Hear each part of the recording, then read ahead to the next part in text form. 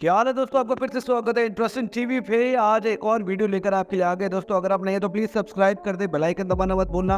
और दोस्तों साथ ही आज की वीडियो वो स्पेशल इसलिए एंड तक जरूर देख रहे हैं क्योंकि आज हम बात करने वाले कुछ ऐसे टॉपिक के बारे में जो शायद आपको नहीं पता हो।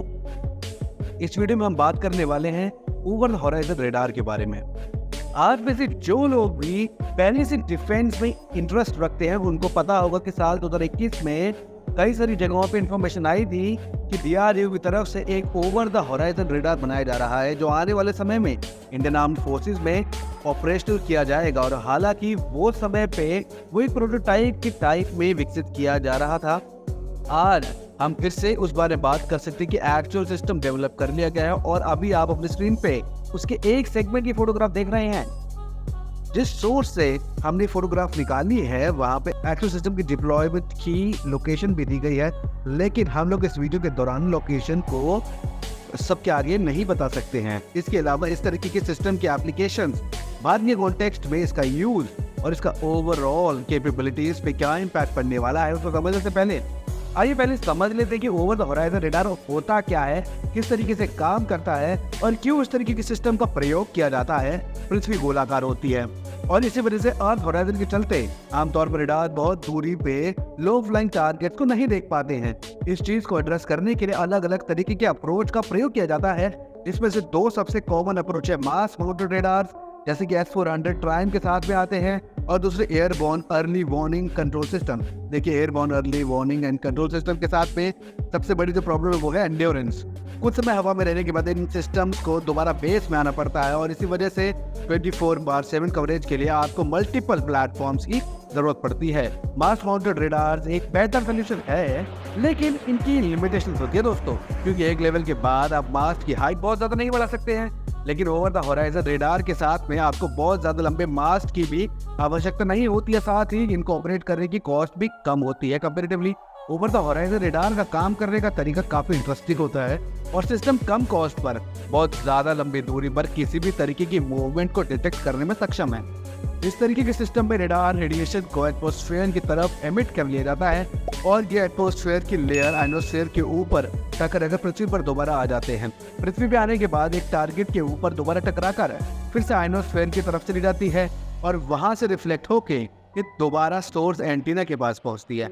यानी इनका काम करने का तरीका बेसिकली रेडार की ही तरह है। फर्क केवल इतना होता है कि रेडार रेडिएशन डायरेक्टली आ जा नहीं रही है बल्कि आयनोस्फेयर पर टकराकर हॉराइजन के ऊपर से निकल कर आती है। यही कारण है कि इस तरीके के रेडार को ओवर द हॉराइजन रेडार कहा जाता है और ये रेडार स्टेल्थ एयरक्राफ्ट तक को डिटेक्ट करने में सक्षम है।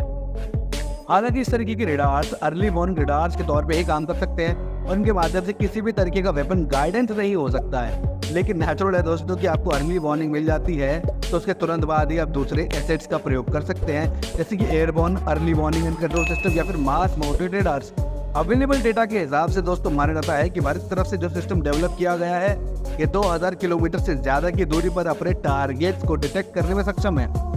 लेकिन हिस्टोरिकली हम जानते हैं कि जैसे रेंज इन सिस्टम की बताई जाती है उससे ज्यादा लंबी दूरी पर ये अपने टारगेट को डिटेक्ट करने में कैपेबल होते। जैसे ऑस्ट्रेलिया के over the horizon radar China में बैलिस्टिक मिसाइल्स के टेस्ट को डिटेक्ट कर पा रहे थे। फ्रांस का over the horizon radar B2 spirit को हजारों किलोमीटर की दूरी पर डिटेक्ट कर पाया था।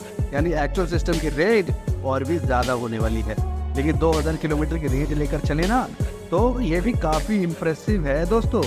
और जो चीज ज्यादा इंपॉर्टेंट है वो है टेक्नोलॉजी डेमोन्स्ट्रेशन, क्योंकि रेंज बढ़ानी है, रेजोल्यूशन बढ़ाना है तो एंटीनास का नंबर्स को बढ़ाया जा सकता है और पूरे सिस्टम की रेंज और रेजोल्यूशन बढ़ाई जा सकती है। लेकिन ज्यादा क्रूशियल पार्ट है इस टेक्नोलॉजी को मास्टर करना। और ये फोटोग्राफ जो आप देख रहे हैं अपने स्क्रीन के ऊपर ये इंडिकेट कर रही है कि भारत ने टेक्नोलॉजी मास्टर कर ली है और अब जिस तरीके के ऑर्डर्स भारत सरकार की तरफ से दिए जाएंगे उस हिसाब से इस तरीके के सिस्टम बनाए जाएंगे और इनको डिप्लॉय भी किया जाएगा। ओवरऑल हमारे लिए बहुत पॉजिटिव न्यूज़ है दोस्तों। मजा आ गया सुन के। आज की वीडियो में इतना रखते हैं दोस्तों, एंड तक देखने के लिए बहुत धन्यवाद दिल से दोस्तों। हमारा चैनल देखते रहिए दोस्तों। अगर आप नए हैं तो प्लीज सब्सक्राइब कर बेल आइकन दबाना मत भूलना और दोस्तों लाइक जरूर कर दें ताकि ये वीडियो हर एक तक पहुंचे, हर भारतीय तक, हर हिंदुस्तानी तक। और दोस्तों अगर आप भी हमारी तरह भारत माता के सच्चे देशभक्त हो तो कमेंट बॉक्स में जय हिंद जय भारत माता जरूर लिखना दोस्तों, ताकि हम लोग ऐसी ही वीडियोस आपको लेकर आते रहे। साथ ही और किसी इंटरेस्टिंग टॉपिक पे अगर आप वीडियो देखना चाहते हैं तो हमें बताइए ताकि हम वैसे ही वीडियोस आपके लिए बनाए दोस्तों। इस वीडियो को ज़्यादा से ज़्यादा शेयर कीजिए व्हाट्सएप ग्रुप से, दोस्तों के साथ, फैमिली वालों के साथ, इंस्टाग्राम की स्टोरी पे लगाइए, व्हाट्सएप की स्टेटस पे लगाइए। हर एक को मालूम पड़ना चाहिए कि हमारा भारत कितना तरक्की कर रहा है। फिर मिलेंगे दोस्तों एक और वीडियो को। धन्यवाद, जय हिंद दोस्तों।